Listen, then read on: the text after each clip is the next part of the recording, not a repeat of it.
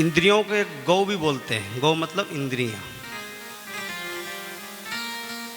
10 इंद्रियां भगवान के प्रति समर्पित हो जाए। जिस तरह से नदियां समुद्र की तरफ उन्मुख होकर के गंगा सागर से, बद्रीनाथ से चलते हुए, गंगा द्वार से चलते हुए गंगा सागर में मिलती हैं, महासागर में जाके विलीन हो जाती हैं,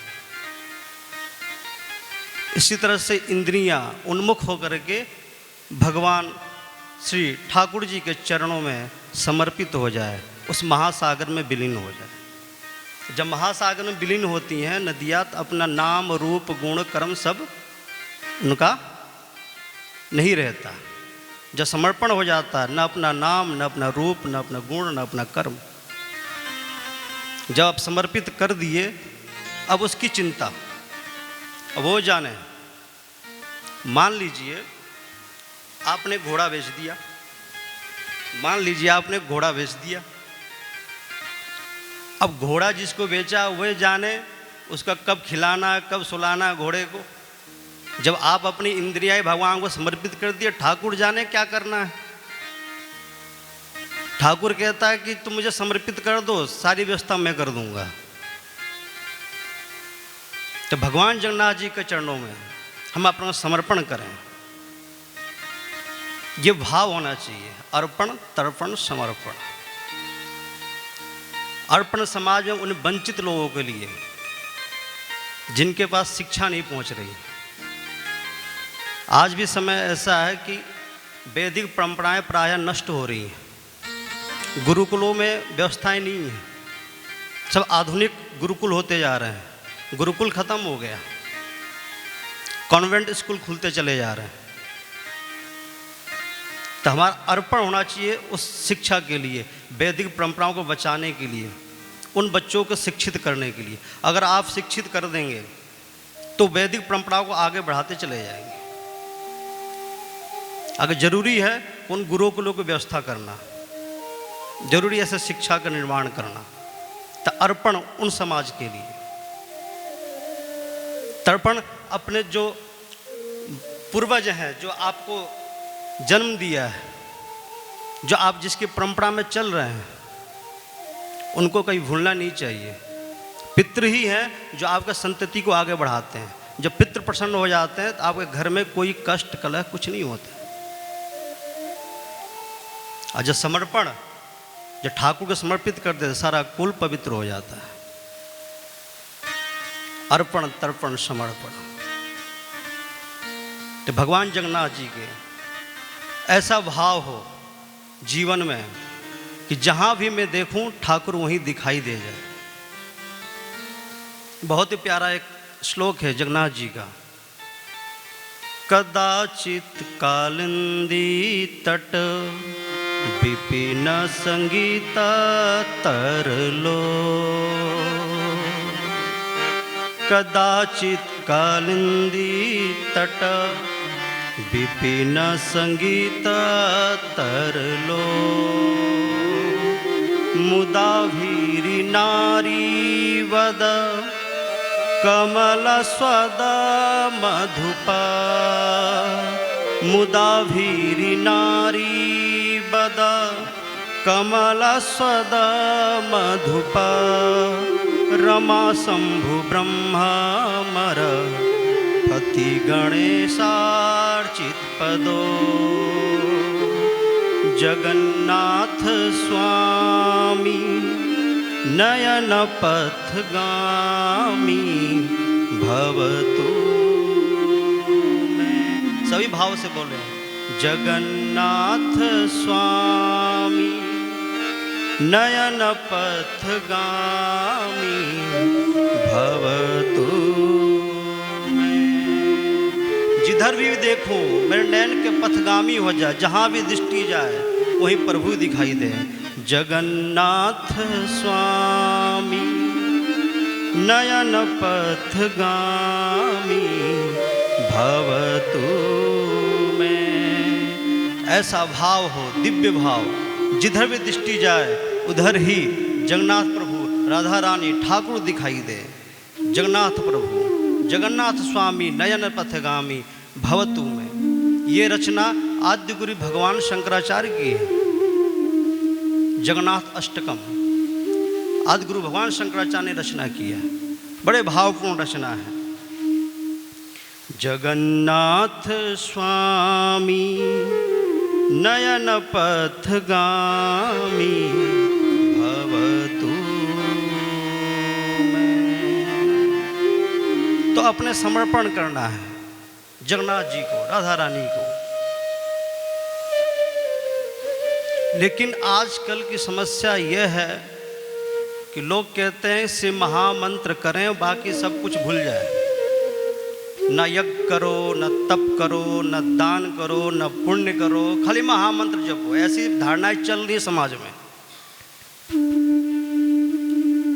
ऐसा नहीं है कि यज्ञ नहीं है, तप नहीं है, दान नहीं है, पुण्य नहीं है। सिर्फ महामंत्र कहने से ही सब सिद्ध नहीं होते। उपनिषद में एक वाक्य आता है, कहते हैं ईशावास्य उपनिषद में, विद्याम च अविद्याम च, विद्याम च अविद्याम च यस्तेदो भयम सह अविद्याम मृत्यु तीर्थवा विद्यायाम मृत्युमश्नुते। अविद्या, अविद्या किसे कहते हैं? अविद्या कहते हैं विद्या से भिन्न ले विद्या सदृश। अविद्या कहते हैं विद्या से भिन्न विद्याश्रित। जो अविद्या है नए परिदास समास है, नए समास ये परिदास किया है। तो अविद्या, विद्या सदृश ले विद्या से भिन्न। कहते हैं अविद्या च अविद्याम च। अविद्या क्या है? जो उपासना। अविद्या जो कर्म कांड है वो अविद्या है, और विद्या क्या? उपासना। तो वैदिक कर्म पद्धति से जो काम कर्म ज्ञान हो वह अविद्या, और वैदिक कर्म पद्धति से जो उपासना हो वो विद्या। लेकिन अविद्या से इसमें कहता मृत्यु को जीतो। अविद्या से कहता मृत्यु को जीतो। उपनिषदकार कह रहे हैं कि अविद्या से मृत्यु को जीतना है। कैसे मृत्यु को जीतना है? जैसे पाश्विक काम कर्म और ज्ञान होता है। जैसे पशु खाते पीते सोते नहाते धोते, इसी तरह मनुष्य भी खाना पीना सोना संतान संतति पैदा करना पशुओं का काम है, ऐसे मनुष्यों का भी काम है।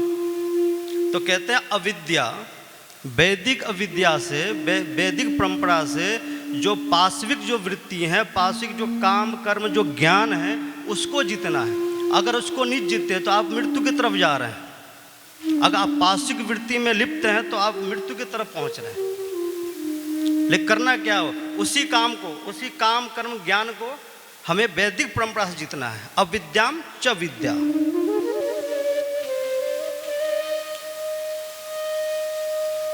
वेद की तरह, वेद क्या कहता है? कब सोना है, कब जगना है, कब क्या खाना, कैसे रहना है, वैदिक परंपरा के द्वारा प्राप्त होता है। अगर वेद का ज्ञान नहीं है तो हम पाश्विक वृत्ति में लिप्त हो जाते हैं। रात के 2 बजे सो रहे हैं, सुबह दिन में 11 बजे जग रहे हैं, क्योंकि उसका ज्ञान नहीं, वो पाश्विक वृत्ति है, पाश्विक काम कर्म ज्ञान है, तो उससे कुछ हासिल नहीं होना है। तो ऐसे उठें, ऐसे अपने आप को दिनचर्या में ढालें। ये वैदिक ज्ञान है, आचार्य गुरु संत लोग बताते हैं। तो अविद्या भी हो और विद्या भी हो। अविद्या से हमें मृत्यु को जीतना है, पाश्विक कर्म को जीतना है।